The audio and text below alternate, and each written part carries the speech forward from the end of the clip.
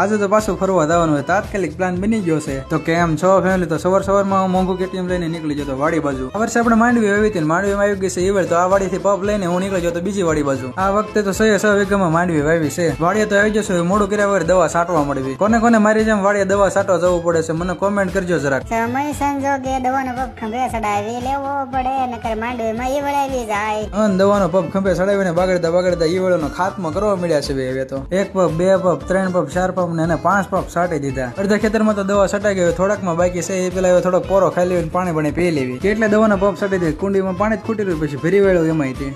વાડિયા તો બધું કામ પૂરું થઈ ગયું છે. હવે સુરન વાડિયા જવું છે પાવર બેંક લેવા.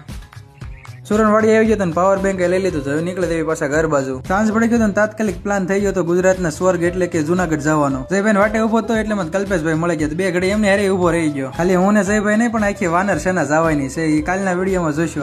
આપણે એડીને ફોલો ન કરીએ તો